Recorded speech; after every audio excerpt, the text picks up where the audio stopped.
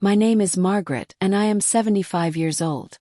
My voice may be a little shaky now, and my steps slower than they once were, but my memory is still sharp, and my heart has seen many things. More than I sometimes wish to remember. But tonight I want to tell you about my sister Gate, my immediate sister, and the unbelievable journey she has walked in her life. I still remember the first time she fell in love, the first time she cried over a man, and the countless times she kept believing love would come back to her like sunshine after the rain. And today, yes today, after divorcing 4 men who were all trapped in the ugly chains of drugs, Gate finally got married to a good man. Now, before you think this is just a sweet wedding story, let me hold you right there. Because what happened that day, right in the middle of her wedding celebration, shocked the whole family and the entire town.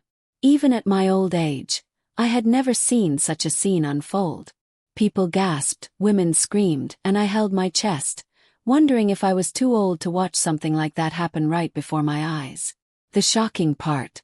Well, just as Gate and her new husband were about to kiss under the bright lights, with the church bells still echoing in the air, 2 familiar figures appeared at the door. My jaw dropped. I couldn't breathe. They were 2 of Gate's ex-husbands, the ones she had divorced years ago because of their drug addictions. And you know what? They weren't there to sit quietly in the back pew and clap politely. No, they came with fury, with madness in their eyes, as if the sight of her in a white dress, smiling and happy, burned their souls. One of them shouted, "Gate, you can't marry him. You're still mine." The other, stumbling but loud, declared, "You think you can forget us? You think we're gone?" People froze in disbelief. The bride herself dropped her bouquet, her face pale. "Nay." I pressed my hand to my chest, whispering, "Lord, give us strength." And just as the first ex-husband stepped forward, ready to strike, something happened. Something I can't even tell you yet, not until the right time. But I'll say this much. The entire wedding turned into a storm that nobody saw coming. Now, before I go deeper into that moment, let me start from the beginning. Because to understand the fire of that day, you must first understand the rain that watered Gate's life.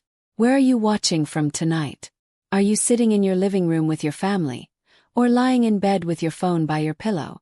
Wherever you are, lean in closer because this story is not just about weddings and fights. It is about kindness, patience, pain, and the way life teaches us lessons we sometimes don't want to learn.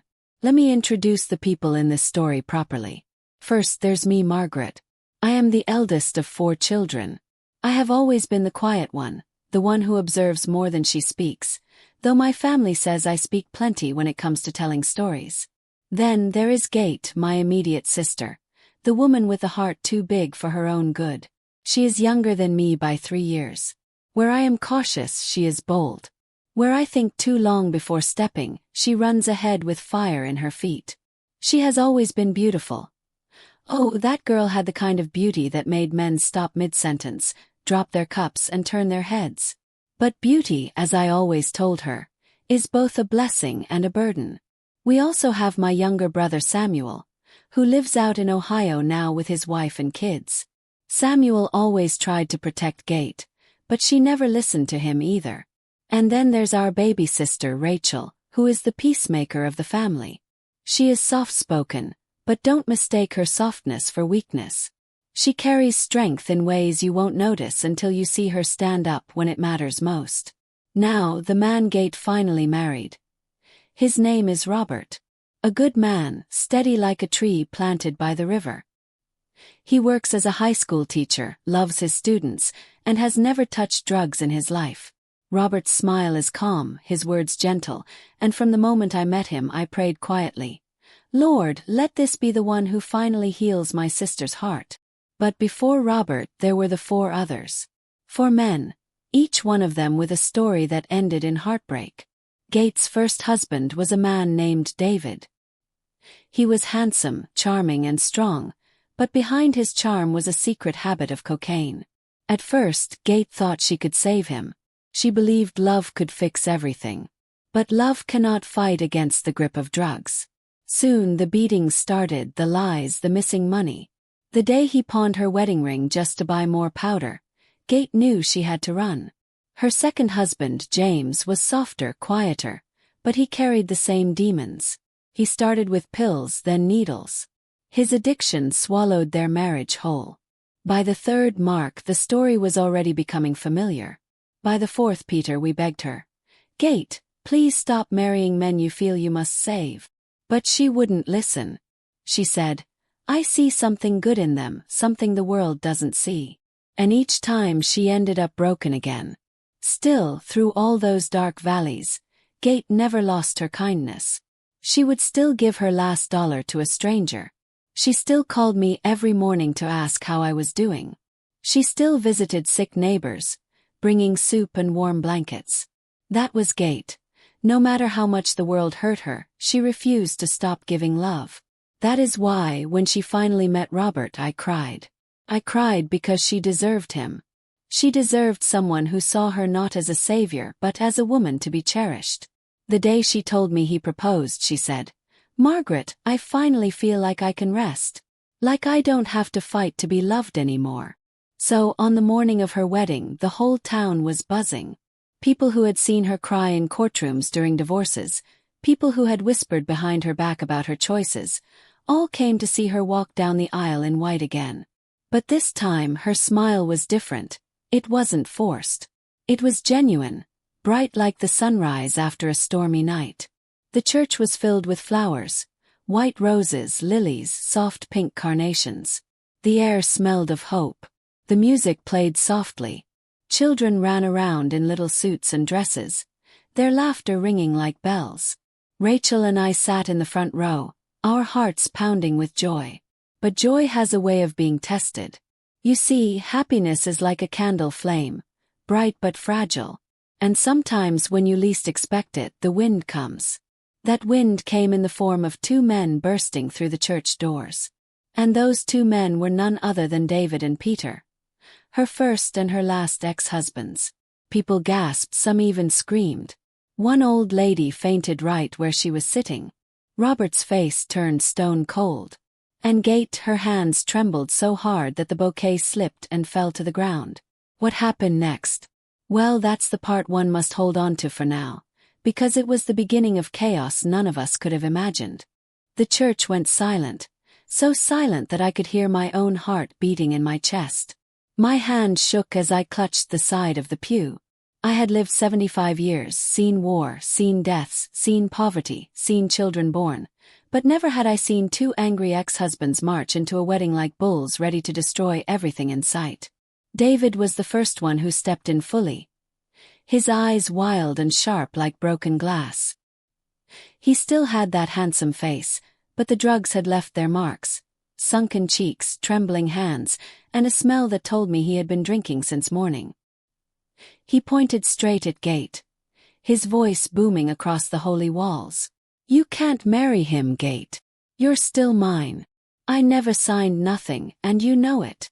People gasped, looking around, whispering, "Is that her ex-husband?"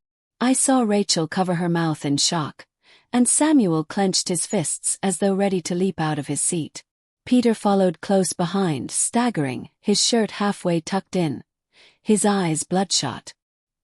He shouted, slurring but still loud, "You think you can erase us, Gate? You think a dress and flowers change what we had? Well, you're not going to marry this man while we still live." The crowd was frozen. Children clung to their mothers. The pastor stammered, "Now, brothers, this is the house of God, please." But his words were drowned out by the rising tension. Gate, my sister, my strong, stubborn sister, stood there trembling but still holding her chin high. I could see her hands shaking, I could see her trying to hold back tears, but her eyes burned with something I hadn't seen before, anger mixed with fear. She whispered, barely audible, "Please, not today." Robert, her groom, finally moved. He stepped forward, placing himself in front of Gate like a shield. His voice was calm but firm. "This is her day. You need to leave." But David laughed, a bitter, ugly laugh that sent chills through me. "Her day. Her day belongs to me. She was mine first. She'll always be mine." And then, in a flash, he lunged forward. Screams filled the church. Chairs fell. People rushed to the sides. My knees buckled, but Samuel grabbed my arm and steadied me. My eyes couldn't believe it. David, with fury in his face, charging at Robert, his fists clenched. Robert braced himself, but before anyone could stop them, Peter jumped too, trying to grab Gates' arm. The scene was madness. Rachel was shouting, "Stop it! Stop it now!" The pastor was calling for security. And I whispered a prayer so fast I barely knew what words I was saying. "Lord, not here, not now." And then, like lightning splitting the sky, the first punch was thrown. That moment time slowed down. The sound of knuckles meeting skin echoed, and people screamed even louder. Children were being rushed out. Someone shouted, "Call the police!" Gate fell back against the altar, tears streaming down her cheeks. Robert staggered, but his face showed no fear. Instead, he stood tall, ready to defend her with everything he had. And me. At 75 years old, with all my years of peace and patience, I thought my heart might burst right out of my chest. Because I knew this was not just a fight about a wedding. This was about Gates' past clawing its way into her present, threatening to destroy the only chance at happiness she had left. But right then, just as Robert prepared to strike back, something happened that none of us expected. Something that would change the whole course of that day and maybe the rest of our lives. Before I tell you what that was, let me pause and take you back a little. Because you need to understand how Gates' heart, though broken many times, had grown both soft and strong. You need to know why this moment at her wedding meant more than just a fight. It was the result of years of scars and choices. You see, after Gates' fourth divorce, she fell into a deep pit of sadness. She locked herself in her room for weeks, refusing to answer phone calls, refusing to eat properly. I would visit her, knocking on the door saying, "Gate, it's me. Just open up, please." Sometimes she wouldn't. Sometimes she did, her eyes red, her hair tangled, her voice weak. She'd whisper, "Margaret, maybe I'm cursed. Maybe love isn't meant for me." It broke my heart to see her like that. This was the same sister who once lit up every room she walked into, who danced barefoot in the rain, who sang louder than anyone else in church. Now she was a shadow of herself. But kindness has a way of healing people. Gates' neighbors noticed her silence. Mrs. Thompson, an old woman down the street, started leaving pies on her doorstep. A young girl from church came by with flowers saying, "Miss Gate, we love you." And slowly, Gate began to open her heart again. That was when Robert came into her life. He was not flashy, not loud, not the kind of man to sweep you off your feet with sweet lies. No, Robert was steady. He showed up with groceries when she had none. He fixed her porch light without being asked. He listened when she spoke, really listened. He prayed with her, encouraged her, and never once tried to change her. One evening Gate called me. Her voice was soft, but there was a smile in it. "Margaret, I think I've met someone different. Someone safe." And that was the beginning of hope again. Which is why, on her wedding day when David and Peter stormed in, it felt like all the healing she had done was being ripped apart in front of our eyes. But back to that moment, the chaos, the shouting, the fists. Just as the second punch was about to be thrown, the church doors opened again. And who walked in? Not the police, not more guests, no. It was James, Gates' second ex-husband. He looked different. Cleaner, calmer, as though he had walked away from the drugs at last. And the sight of him froze everyone in the room. His sudden appearance, at that exact moment, left us all breathless. The question burned in my mind. Why was he here? Whose side was he on? And with that, the madness of the day climbed to a height I never thought possible. The moment James stepped into the church, the air shifted. The screaming, the chairs scraping, the sound of fists, it all seemed to freeze for a heartbeat. People's eyes darted from David, who had just thrown a punch, to Peter, who was grabbing for Gate, and then to James, who stood in the doorway like a ghost from the past. "James!" Gates' voice cracked. It was barely above a whisper, but I heard it as clear as a bell. He looked so different from the man I remembered. James used to have the hollowed eyes of an addict, his skin pale, his clothes always wrinkled, his spirit broken. But now he looked cleaner. His shirt was ironed, his hair neatly cut, his face calm. The wildness was gone from his eyes, replaced with something steady, something almost peaceful. For a second no one moved. Even David stopped mid-swing, his knuckles still hovering in the air. Peter let go of Gates' arm and turned toward the door, his mouth open in disbelief. The whole church was caught in that strange silence where everyone is waiting for the first word to fall. Then James spoke. His voice was quiet but firm, and it carried across the pews. "Stop this madness." That was all he said, but the weight of his words fell like a heavy stone into the water of that chaos. People leaned forward, straining to hear what would come next. David snarled, lowering his fist. "What are you doing here, James? You don't belong here." Peter's voice cracked with anger. "Yeah, this ain't your business anymore." But James shook his head slowly, his eyes never leaving Gate. "It is my business, because once I was part of her pain. And today I won't let her joy be destroyed." The crowd gasped. I felt chills run down my arms. Rachel's eyes filled with tears, and Samuel, who had been ready to charge forward, froze in shock. Even Gate looked as if her knees might give way. Robert, standing protectively in front of his bride, glanced at James with suspicion. He didn't trust him, how could he? But in that moment James was not the enemy. He was something else. David scoffed, stepping closer to him. "You think you're better than us, James? You think just because you cleaned up you're some kind of saint now? You don't get to judge me." Peter laughed bitterly. "Yeah, once a junkie, always a junkie." But James didn't flinch. He took a slow step forward, his eyes hard. "No, David. No, Peter. Once broken doesn't mean always broken. People can change. I did." And then he looked straight at Gate, his voice softening. "I came here today not to stop your wedding but to bless it. To tell you I'm sorry for everything I ever put you through. You deserve happiness, Gate. Don't let them take it from you." The church fell into whispers, people murmuring to one another. "Did you hear that? He's apologizing.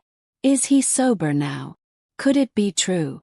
For the first time in a long time I saw Gate cry, not tears of fear but tears of relief. Her hand trembled as she lifted it to her face, as though she couldn't believe what she was hearing. But David wasn't moved. His eyes blazed with fury, his pride wounded. "You think you can just come in here and play hero? You think you can erase the rest of us?" Peter's voice rose too, anger spilling out. "You're nothing but a traitor, James. Don't you dare stand on her side against us." The tension sparked again, the air heavy with the threat of another fight. The crowd shifted nervously. Some people stood ready to leave, while others stayed glued to their seats, unable to look away. And then it happened. David shoved Robert hard, sending him stumbling into the altar. The flowers shook, the candles nearly toppled. Gate screamed, "Stop it!" Rachel cried out, and Samuel leapt to his feet, finally rushing forward. But before Samuel could reach them, James moved. He grabbed David's arm, holding him back with surprising strength. The two locked eyes, old wounds and rivalries burning between them. David growled, "Let me go," but James shook his head. "No, not this time. Not again. You've destroyed enough." Peter, wild with rage, lunged at James from the side. Gasps echoed through the church as fists flew, bodies colliding. The sound of struggle filled the room. Women shouted, men tried to intervene, but the fight grew bigger, spilling down the aisle. I stood frozen, my hand on my chest, whispering prayers faster than I ever had in my life. The pastor shouted for order, his voice drowned out by the chaos. And then, just as it seemed like the fight would consume everything, the sound of sirens cut through the air outside. Red and blue lights flashed through the stained glass windows, scattering colors across the walls. Someone had called the police. The fight paused. Everyone's eyes turned toward the door. David's chest heaved with anger, Peter's face twisted in panic, and James, though breathing heavily, stood tall. The church doors creaked open again. This time, it wasn't another ex-husband. It was two police officers, their hands resting on their belts, their voices firm. "Enough. Step away, all of you." The room went deathly silent again, the weight of authority sinking in. Gate clutched Robert's arm, trembling, while the crowd held its breath, waiting to see what would happen next. And that, my dears, was when the day turned from chaos into something even darker, because what those officers said next left us all in shock. The two police officers stepped fully inside the church, their black boots echoing against the tiled floor. The air was heavy, no one daring to move, not even the children who had been restless just minutes before. I could see the red and blue lights flashing through the stained glass windows, making the walls of God's house look more like a crime scene than a wedding. The taller officer, with a square jaw and eyes sharp as glass, raised his hand. His voice was steady but commanding. "Everyone stay calm. We're here because of a disturbance call. But there's more." His words struck like a hammer. But there's more. Gate's bouquet still lay crumpled on the floor, forgotten. Robert stood by her side, his arm around her trembling shoulders. David and Peter froze like guilty children, their chests rising and falling with heavy breaths. And James, he kept his chin high, though sweat trickled down his temple. The shorter officer pulled a folded paper from his vest pocket. He cleared his throat and read, "We are here to serve an arrest warrant." Gasps filled the church. People leaned in, whispering, "Who? For what?" My stomach dropped. "Arrest. At my sister's wedding. Oh Lord, what else could go wrong today?" The officer's next words turned the whispers into loud cries of disbelief. "The warrant is for David Johnson and Peter Cole, on charges of theft, drug possession and assault." The crowd erupted.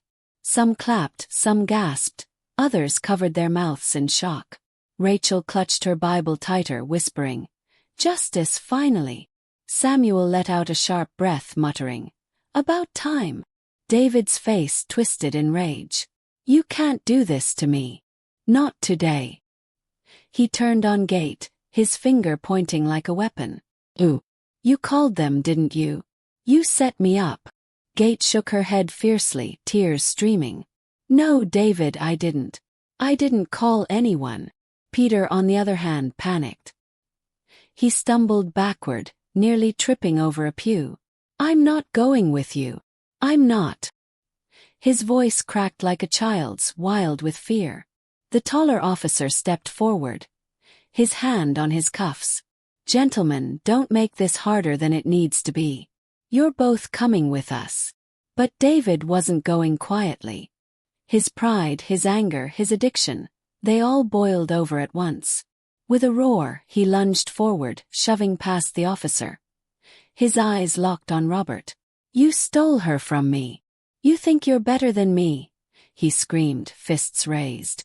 The church exploded in chaos again. People shouted, pews shook, children cried. The officers rushed forward, but David was fast, his madness giving him strength. Robert braced himself, ready to protect his bride again. And then, before David could strike, James stepped in front of him. The sound of the punch landing on James's face was like a gunshot. The whole church went still as James staggered back, blood spilling from his lip. He didn't fall, though. He wiped the blood with the back of his hand and stared straight at David, his eyes burning with something powerful. "Hit me all you want," James said, his voice steady. "But you're not touching her again." The crowd gasped. Some even cried. I felt my old heart swell with pride for that broken man who had once been lost, now standing tall in front of everyone. But David's fury didn't end there. He lunged again, and this time both officers tackled him to the ground. The sound of the struggle, the handcuffs snapping shut, and David's screams echoed through the church. "You'll regret this, Gate. You'll regret it." Peter tried to run, but Samuel, our brother who had sat quietly all this time, caught him by the arm and held him until the second officer grabbed him. "You're not running anymore," Samuel growled, his voice low but firm. And just like that, in the house of God, two of Gates' ex-husbands were dragged out in handcuffs, shouting curses as the doors slammed shut behind them. The flashing lights outside painted the scene in red and blue. The church was left in stunned silence. People looked at Gate, at Robert, at James, no one knowing what to say. The wedding flowers were crushed, the aisles scattered, the holy ceremony broken. And then Gate sank to her knees, sobbing. Why? Why can't my past leave me alone? Her cries tore through me like knives. I wanted to run to her, to cradle her like when she was a child, but my legs felt too heavy to move. Robert knelt beside her, holding her tight. His voice was soft, trembling but strong. Because you are stronger than your past, Gate. And today, I promise you, you're not alone anymore. The crowd sniffled, some wiping tears. The pastor, with his robe torn slightly from the chaos, stepped forward and placed his hand gently on their shoulders. Child, the devil will always try to interrupt joy. But love, true love, will not be stopped. And for a moment it felt like peace was returning. But then, as if this day hadn't already been filled with enough storms, James, bleeding, bruised but standing, cleared his throat. Everyone turned to look at him. His eyes were fixed on Gate, his expression heavy with something unsaid. I didn't just come here to apologize, he said slowly. The room went still again. I came because there's something you need to know. Something I should have told you years ago. The words hung in the air like thunder waiting to strike. My hands trembled. Gate's eyes widened, her breath caught. What secret was James carrying all this time? What truth had been buried in the ashes of their past? Before anyone could ask, the church doors creaked open again.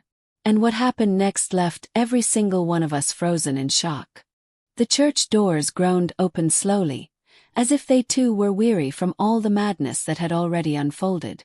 Everyone turned their heads at once, their breaths caught in their throats. For a heartbeat, I thought it might be another one of Gates' ex-husbands coming to throw the day further into chaos. My knees nearly gave way at the thought. But it wasn't David or Peter. They were already in handcuffs outside. It wasn't anyone familiar. It was a young woman. She walked in carefully, her shoes clicking softly against the tiled floor. She couldn't have been older than 20. Her skin glowed with youth, her dark hair flowed over her shoulders, and her eyes, those eyes were sharp, wet with emotion, darting straight toward Gate. "Mom," the girl said. The entire church gasped. My heart nearly leapt out of my chest. Gate froze. Her lips parted, but no words came out. Her whole body trembled as though struck by lightning. "No," she whispered, shaking her head. "No, it can't be." The girl stepped further inside, her chin high but her hands trembling. "Yes, it's me." The room erupted into whispers, people craning their necks, children asking their mothers what was happening. Rachel clutched my hand so tight I thought she might break my fingers. Samuel's jaw dropped, his face pale as chalk. Robert looked utterly confused, his eyes darting between Gate and the girl. And then James, bruised, bloody, still standing, spoke. His voice cracked with emotion. "That's what I came here to tell you, Gate. You needed to know she's ours." My old bones nearly collapsed. My voice caught in my throat. "Ours? Did he say ours?" The girl's eyes filled with tears, but she didn't look away. "I'm your daughter, Mom. The one you never knew you had." The weight of her words fell like a thunderclap across the church. Gate dropped to her knees again, her hands covering her mouth. Tears poured from her eyes as she shook her head over and over. "No. James, no. Tell me this isn't true." James's voice was soft, heavy with guilt. "It is true. Remember the years when I disappeared? When I chose the drugs over you? That time, Gate. I wasn't completely gone. There was someone else. She was born in those lost years, and I kept it from you because I was too ashamed, too broken. I thought it would destroy you even more." The girl took a trembling step closer. Her voice cracked, but it carried through the silence. "I've been looking for you my whole life. I grew up without knowing where I came from, only hearing bits and pieces. And when I finally found out who my parents were, I had to come. I had to see you. Gate's sobs filled the church, her shoulders shaking violently. Robert held her close, confused but steady, whispering, "It's okay, we'll get through this." But nothing felt okay. The room was spinning. People were whispering so loudly it sounded like a swarm of bees. She has a daughter. After all this. Lord have mercy. I looked at Rachel, whose eyes were wide with both fear and awe. Samuel rubbed his forehead, muttering, This family. And then, slowly, Gate lifted her tear-streaked face to look at the girl. Her lips quivered as she spoke the words that no mother should ever have to say. "If you are truly my daughter, why now? Why here?" The girl's tears spilled down her cheeks. "Because, Mom, I didn't want to ruin this day. But I couldn't stay away any longer. I couldn't watch you start a new life without knowing the truth." The church was quiet again, the kind of quiet where you could hear your own heartbeat. The girl's eyes met Gate's, searching desperately for recognition, for acceptance, for love. And then, as if the weight of everything wasn't enough, another voice rose from the back of the church. "Don't believe her." Gasps filled the air again. Heads turned. And there, standing just inside the doorway, was another stranger. An older man with a scar across his cheek and eyes as cold as stone. His presence made my blood run cold. "She's not who she says she is," the man growled. "And if you let her into your life, she'll destroy you just like I watched James destroy himself." The girl spun around, her face draining of color. "Dad, please." The word Dad echoed through the church like a curse. And in that moment, the entire room shattered into confusion. Who was telling the truth? Who was lying? Was this girl really Gate's daughter? Or was she something else entirely? My old knees shook as I clutched the pew tighter. My heart whispered one question I couldn't push away. What kind of storm had just entered my sister's life now, right on the day she thought she had finally found peace? The word Dad hung in the air like smoke after a fire. Every soul inside that church felt the weight of it, pressing down heavy on our chests. The young girl stood frozen, her face pale, her hands trembling at her sides. Gate stared at her as if she were staring at a ghost. Robert held tightly to his bride, his jaw clenched, his eyes darting between the girl and the scar-faced man at the door. I could hear murmurs ripple through the pews. Is she really Gate's daughter? Who is that man? Lord have mercy, what's happening here? Children clung tighter to their parents, some wide-eyed with curiosity, others hiding their faces in fear. The scar-faced man stepped forward, his boots heavy on the tile floor. His voice was sharp, cutting through the silence like a knife. "She's lying.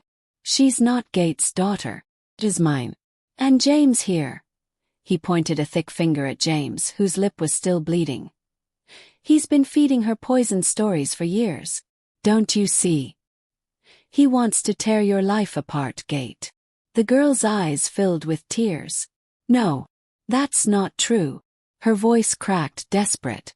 She turned back to Gate. "Mom, please, you have to believe me. I've been searching for you all my life. He's trying to keep me from you because he doesn't want me to know the truth about who I am." The church buzzed with whispers again, people leaning close to one another, trading theories as though they were watching a play unfold before their very eyes. But this was no play. This was my sister's life unraveling on what should have been her happiest day. James raised his hand slowly, his face full of guilt and pain. "Gate, I swear on everything she is your child. She was born when I was lost in the streets, when drugs had their claws in me. I didn't tell you because I thought it would break you even more. But I'm clean now, and I couldn't keep this from you any longer.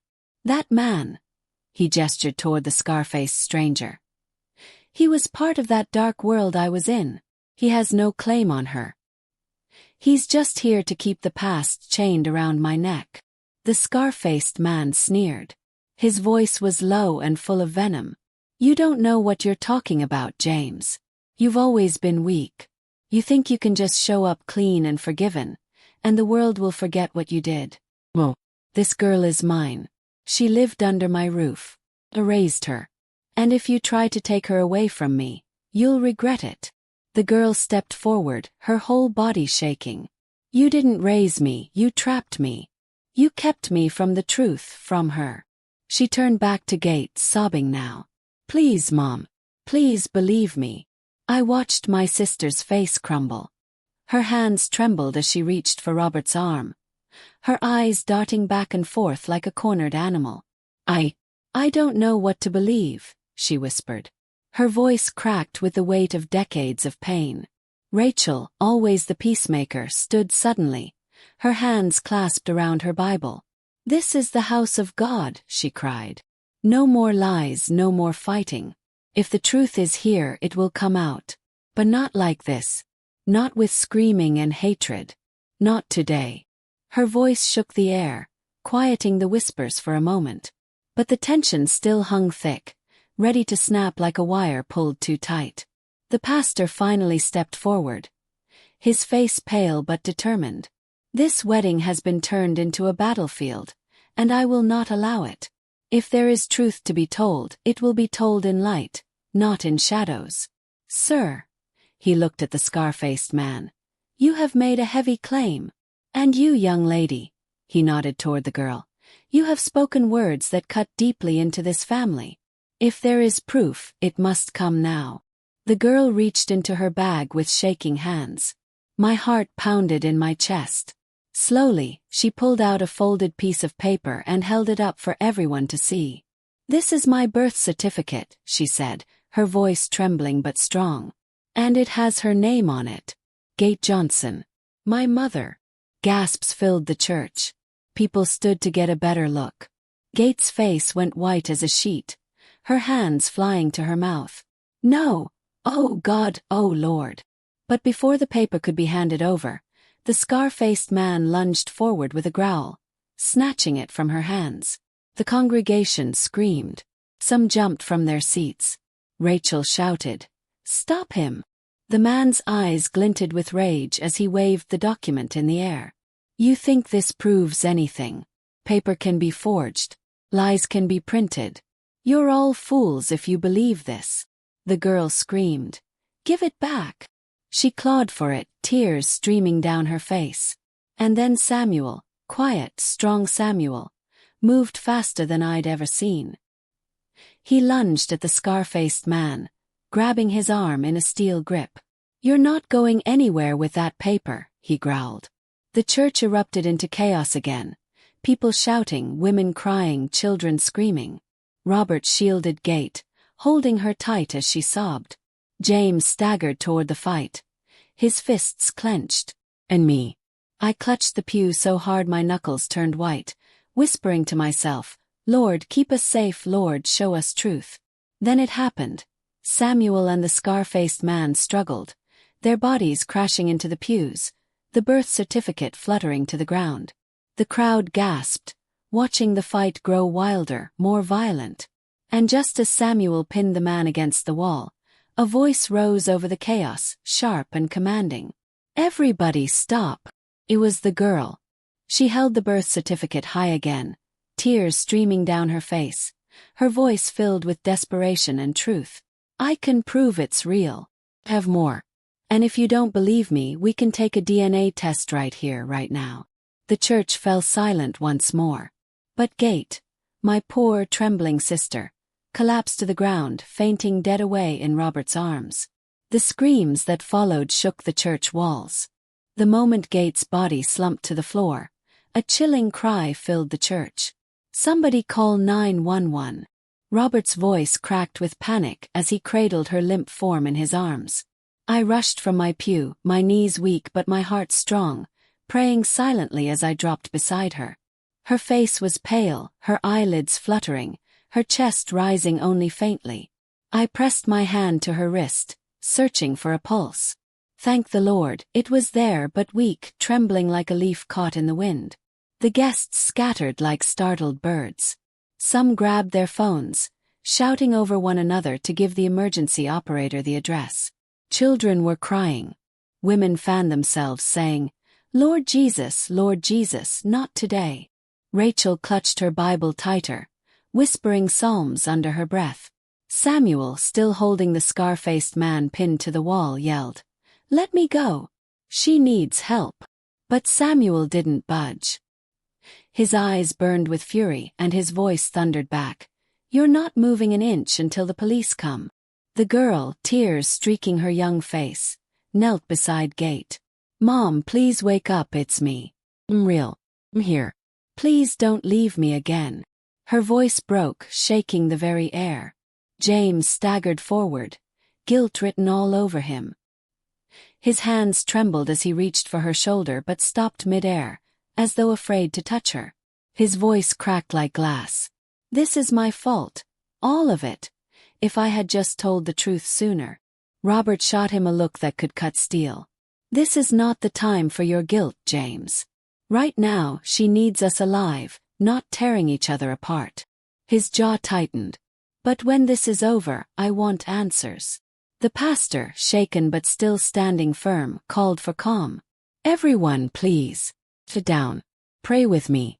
The paramedics are on their way." His voice echoed off the stained glass, commanding yet trembling at the edges. I held Gate's hand and whispered into her ear, "Stay with us, baby sister. You've survived too much to leave like this. Not today. Not like this." For a moment everything slowed down. The chaos became a blur. The girl's sobs, the scar-faced man's growl, Samuel's heavy breathing, Rachel's prayers. It all swirled around me like a storm. And in the middle of it all was Gate, fragile and broken, the center of the hurricane. Then the doors of the church burst open, and 2 paramedics rushed in with a stretcher. The crowd parted like the Red Sea, murmuring, gasping, crossing themselves. Robert carried Gate onto the stretcher, refusing to let go of her hand until the medics gently pushed him aside to work. One checked her vitals while the other placed an oxygen mask over her face. "Her pulse is faint but steady," one paramedic said. "We're taking her to St. Mary's Hospital."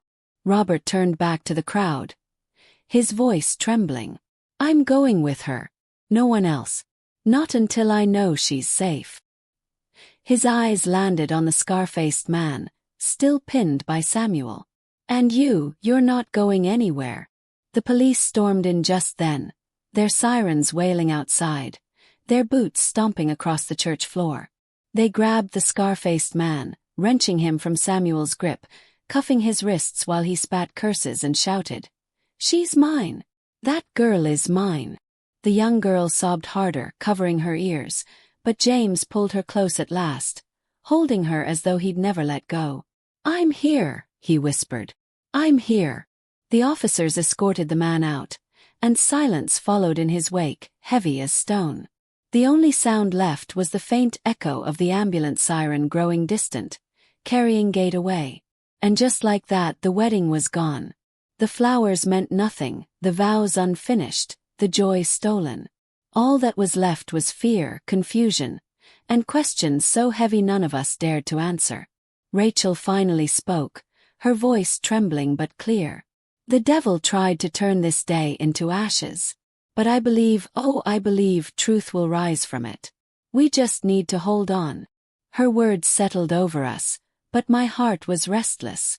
Because as I looked at that young girl's face, so much like my sister's, so full of pain, I realized something. If she truly was Gate's daughter, then the story wasn't just about Gate finding love again. Well, this was about Gate being given back the very thing she thought life had stolen forever. But the real question, the one none of us dared speak aloud, was this: would Gate survive to see the truth for herself? And even more chilling, what other secrets were still waiting to come to light?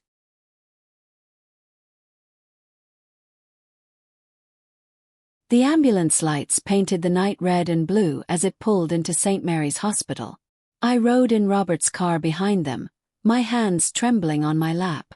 Rachel sat beside me, whispering prayers the whole way, her Bible clutched so tightly the pages bent. Samuel followed in his own truck with James and the girl, though the air between them was thick and heavy, like smoke that refused to clear.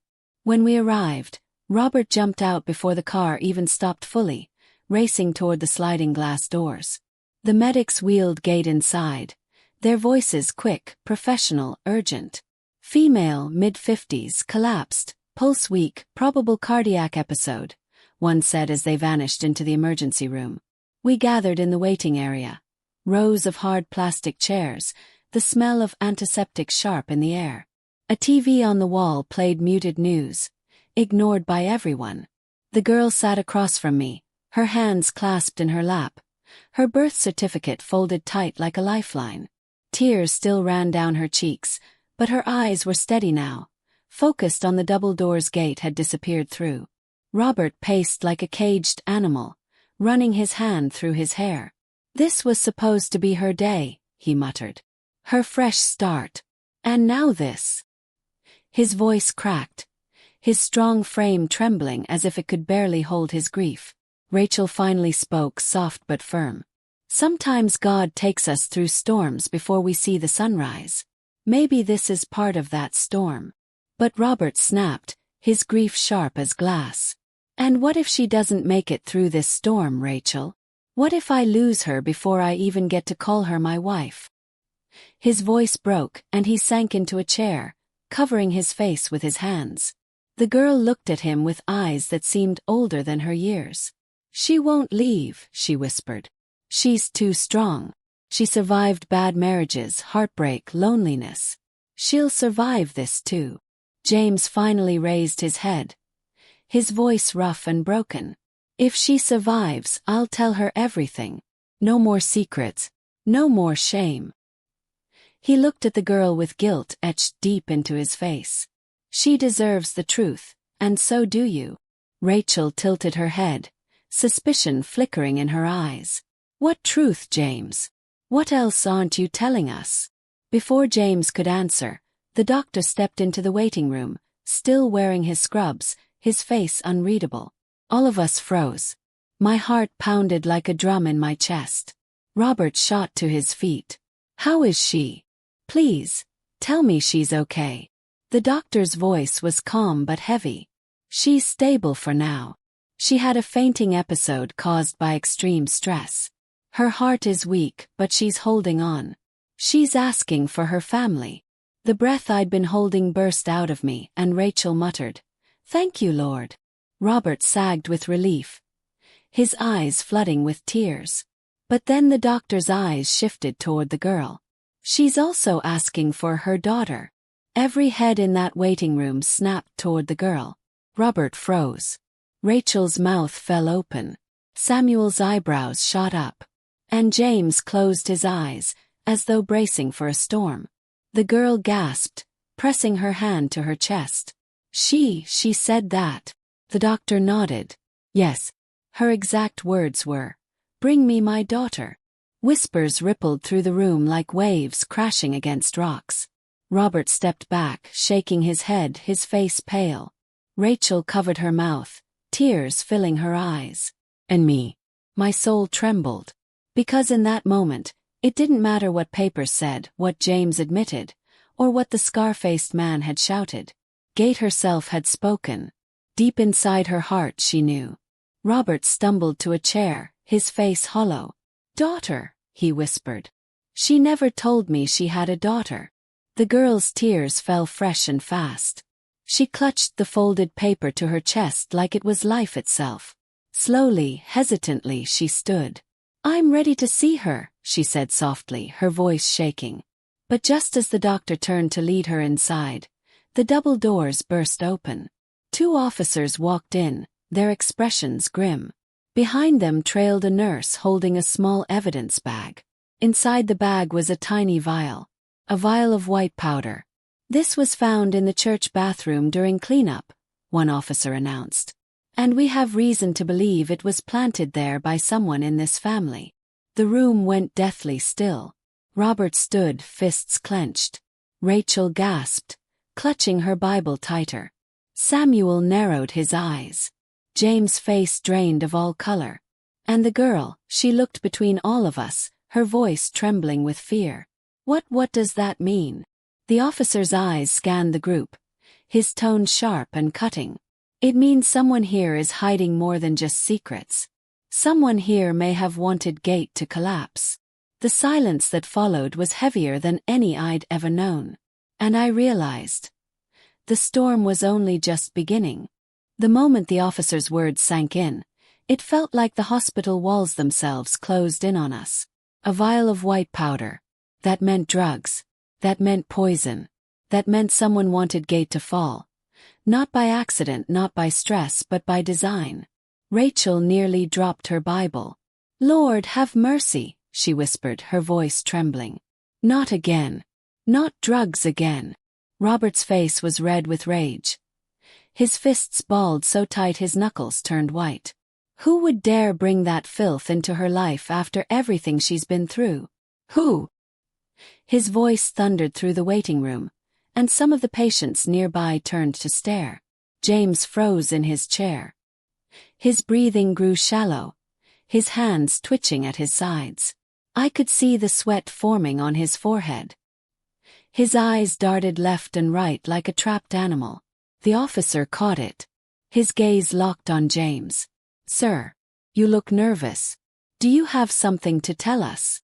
The young girl gasped and gripped James' arm. No, don't look at him like that. He didn't do anything."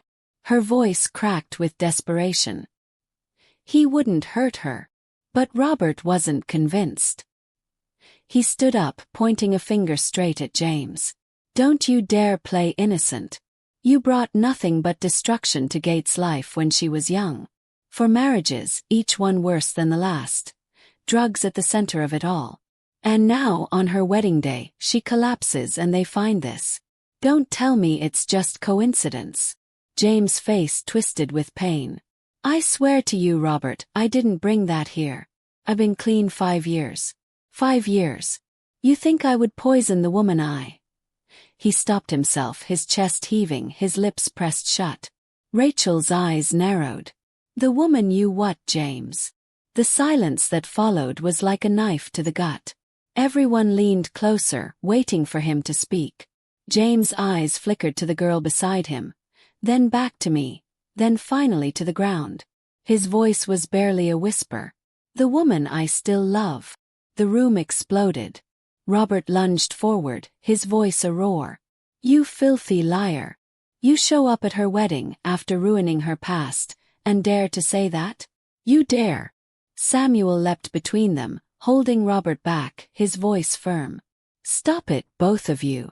Fighting won't save Gate. It won't tell us the truth." The girl sobbed into her hands, crying out, "Please stop. Please don't fight anymore. She needs peace, not this." The officers stepped in, their presence sharp as cold steel. "Enough," one said sternly. "No more shouting. Here's what's going to happen. We'll take this vial to the lab for testing. We'll also need to question each of you one at a time. Whoever's fingerprints are on this, we'll know." The officer holding the bag looked around the circle of us. Robert, Rachel, Samuel, James, me, and even the girl. His gaze was hard, unblinking. "Until then, no one leaves this hospital." A suffocating silence filled the air. Then, as if to twist the knife deeper, the nurse who had been standing nearby cleared her throat. "There's something else." When the paramedics examined Gate's vitals, they found traces in her blood that suggested she might have been exposed to a substance. "We won't know for sure until the full toxicology report comes back, but—" she trailed off, her voice heavy with implication. Rachel covered her mouth in horror. "No. Oh Lord, no." The girl clutched her birth certificate tighter, whispering through her tears. Who would do this to her? Who would want her gone? And then, as if the night hadn't given us enough torment, the double doors to the emergency ward opened again. A nurse walked out slowly, holding a sealed envelope. She handed it to the doctor, who looked surprised. "This just came in," the nurse said. "From the mailroom. It was marked urgent, addressed to Gate Johnson. We thought it best to bring it straight here." The doctor frowned, then held up the envelope. It was thick, its edges worn, with no return address. Only Gate's name, written in shaky handwriting, was scrawled across the front. The sight of it made my skin crawl. Robert stepped forward. "What is it?" The doctor shook his head. I don't know. But given the circumstances, I think it would be best if her family opened it together. He handed the envelope to Robert. Robert stared at it, his hands trembling. Rachel whispered a prayer under her breath. James shifted nervously. Samuel leaned closer, his jaw set. Finally, Robert tore it open. Inside was a single sheet of paper. His eyes scanned the words, and his face went pale as chalk. His hands shook harder, and he dropped the paper on the floor. I bent down, picked it up, and read it aloud. It said, "By the time you read this, Gate will know the truth. She was never meant to marry again. And if she tries, she will not live to see her wedding night. A friend." The room erupted in gasps. The girl let out a scream, clinging to James. Rachel fell back into her chair, whispering, "The devil is alive." Robert looked ready to explode. His face twisted in rage and fear. And me, I felt my whole body go cold. Because this wasn't just about drugs or lies or lost daughters anymore. This was a threat. Someone out there wanted Gate dead. The threat hanging over Gate's life weighed on us like a storm cloud ready to break.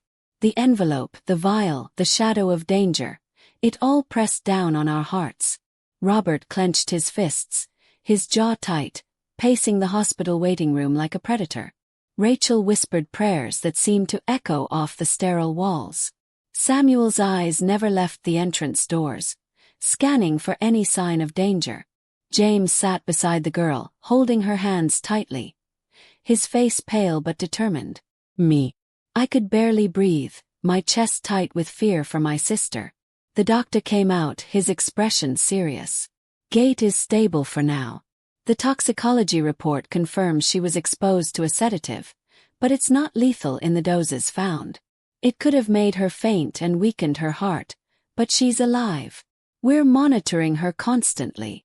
Robert's shoulders sagged in relief. Alive. Thank God she's alive. But the doctor's next words pulled the room back into tension.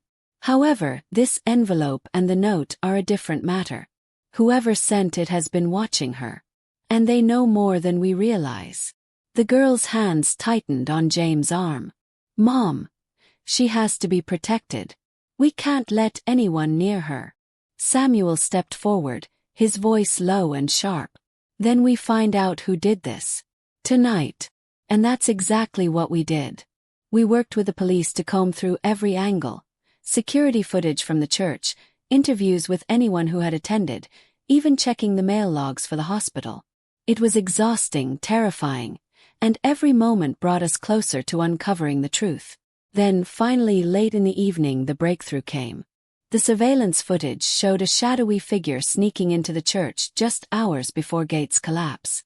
The person carried a small bag and moved with practiced stealth, avoiding cameras as though they had rehearsed it for weeks. When the footage was enhanced, we could finally see their face. It was shocking. The scar-faced man. He had been watching, plotting, waiting for the perfect moment to strike. Not David, not Peter, him.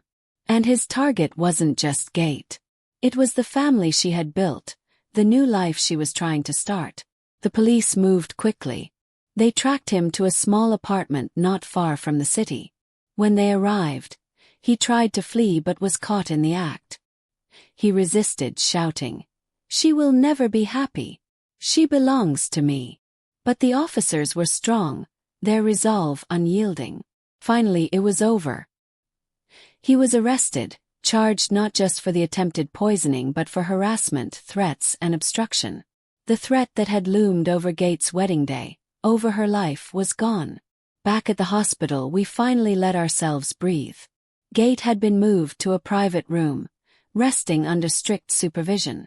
She was still weak but alive, and that was enough. The girl sat beside her bed, holding her mother's hand. "Mom. It's really me. I'm here." Gate's eyes fluttered open slowly. She looked at her daughter, then at Robert, then at James. Her lips curved into a small, trembling smile. I thought I'd lost everything again." Robert leaned over her gently. "No, Gate. You've never lost everything. Not really. You have your family. You have love. And we're not letting anyone take that from you again. James, standing quietly in the corner, nodded. And I'll tell you everything now. No more secrets. Gate's daughter hugged her tightly, whispering, I'm your daughter. I'm not going anywhere. Tears filled Gate's eyes as she held both Robert's hand and her daughter's. For the first time in years, I saw peace on her face. The storms of her past, the ex-husbands, the heartbreak, the danger, they were behind her. And as she finally closed her eyes to rest, I whispered a prayer of gratitude. She had survived. She had found love again. She had reclaimed her life. The lessons of her journey were clear. Kindness, resilience, and empathy could survive even the darkest storms. Love could endure. And family, blood or chosen, was worth fighting for no matter the cost. That night, as I sat quietly in the hospital room, I realized something profound. Life might test us, it might push us to our limits, it might throw danger and deceit in our path. But with courage, love, and truth, even the most shattered hearts could heal. Gate had survived, and so had we. And in that room, with her daughter at her side, her new husband holding her hand, and her family around her, I finally saw it. The beginning of a life reborn. The storms were over. At least for now.